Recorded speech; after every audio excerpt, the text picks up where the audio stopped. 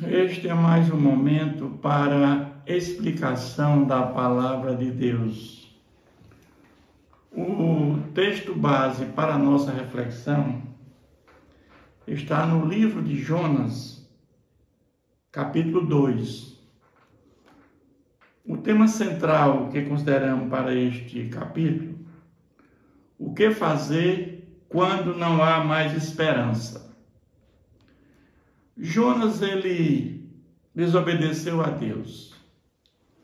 No lugar de ir para Nínive, ele foi para Tarsis. E o fato é que houve aquela grande tempestade naquele navio. O navio estava ao ponto de se despedaçar.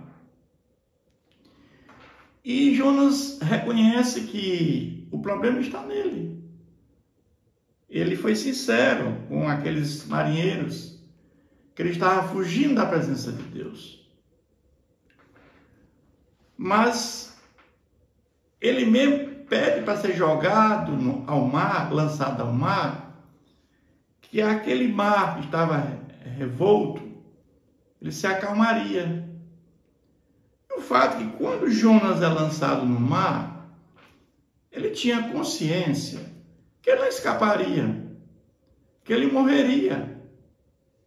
Não tinha como escapar com aquele mar, com aquela tempestade tão grande. Ele não tinha nenhum aparato, não tinha como se salvar. Mas Deus tinha convocado Jonas para pregar em Nínive, aquele povo ímpio. É a primeira vez que um profeta sai da sua terra para pregar na terra estranha, de um povo cruel, sanguinário, um povo que estava cada vez mais se fortalecendo, e que Jonas, como patriota, tinha o receio que aquela nação viesse a destruir o povo de Israel, como aconteceu poucos anos depois. Mas o fato é que, como sabemos que jamais frustraremos os planos de Deus, Deus manda um grande peixe e ele passa 3 dias e 3 noites no ventre desse grande peixe. Então o que ele faz é, Jonas, ele tinha conhecimento do tempo, dos salmos, porque os salmos eram cantados, era o inário do templo. Então ele faz no ventre da baleia uma grande oração. E essa oração é baseada no livro de Salmos. São vários salmos que ele utiliza na oração dele. É uma oração muito forte, ele diz: na minha angústia clamei ao Senhor e ele me respondeu. Do vento do abismo gritei e tu ouviste a voz. Então Jonas, ele entende que não tinha mais esperança. E nós sabemos, meus irmãos, que quando não há mais nenhuma esperança, nós sabemos que Deus vem, nos pega pela mão e nos levanta. Quando nós oramos ao Senhor, nós temos a convicção e a certeza que Deus escuta a nossa oração. Quando nós andamos em retidão com o Senhor. Jonas era um profeta, um homem de Deus, mas naquele momento ele fracassou. Ele queria preservar o seu povo, porque ele era um patriota. Ele sabia que os ninivitas os assírios iam destruir Israel. Então ele, na condição de patriota, ele não queria pregar em Nínive. Ele não queria que aqueles homens se convertessem. O que ele queria é que Deus fizesse como ele fez com Sodoma e Gomorra, destruísse aquela nação. Mas Deus, sabemos que Deus é um Deus misericordioso. Deus mostra sua misericórdia tanto para os judeus como para os gentios. O nosso Deus é o Deus de todos. E ele diz: pois me lançaste no profundo do coração dos mares, e a corrente das águas me cercou. Todas as tuas ondas e as tuas vagas, que é a onda grande. Então eu disse: lançado estou de diante dos teus olhos, tornarei porventura a ver o teu santo templo. Ele pergunta porque ele entende que o templo, apesar de Deus estar em todos os lugares, templo era o lugar de que Deus estava, e ele sempre estava no templo, orando ao Senhor, aquelas orações que se faziam 3 vezes ao dia.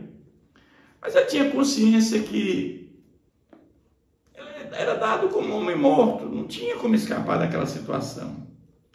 As águas me cercaram até a alma, o abismo me rodeou, e as águas se enrolaram na minha cabeça, desci até os fundamentos dos montes, desci até a terra, cujos ferrolhos se correram sobre mim para sempre. Contudo, fizesse subir da sepultura a minha vida. Ou seja, ele entende que ele estava no mundo dos mortos.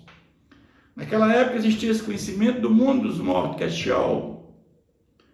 Mas ele vai dizer: quando dentro de mim desfalecia a minha alma, quando não havia mais esperança nenhuma, eu me lembrei do Senhor. Então, meus irmãos, o que fazer quando não há mais esperança? Colocar a nossa confiança em Deus, a nossa fé em Deus. E eu me lembrei do Senhor, e subiu a ti a minha oração no teu santo templo. Os que se entregam à idolatria vã abandonam aquele que é misericordioso. A palavra de Deus diz que as misericórdias do Senhor renovam a cada manhã e duram para sempre. Nós sabemos que, se não fossem as misericórdias do Senhor, nós seríamos consumidos pela sua justiça, que é fazer o que nós merecemos. A misericórdia do Senhor é não fazer o que merecemos. Então nós estamos sempre a misericórdia se contrapõe na justiça de Deus. Mas um dia, na segunda vinda do Senhor, prevalecerá a justiça de Deus. Mas com a voz do agradecimento, eu te oferecerei sacrifício, o que votei e pagarei. Ao Senhor pertence a salvação. Então, você vai ver que dentro do ventre de um grande peixe, Deus é o Deus das causas impossíveis. Deus escutou a oração deste homem lá no fundo do mar. Então, Deus está em todos os lugares. Ele é onipresente. Ele é onipotente. Ele é onisciente. Deus tudo vê, tudo pode, tudo sabe. E ele determinou que aquele homem ia pregar em Nínive. E o fato é que o Senhor falou a este peixe, e este vomitou jura na terra. Então, na hora que ele cai em terra, ele agora tem consciência que os planos de Deus jamais serão frustrados.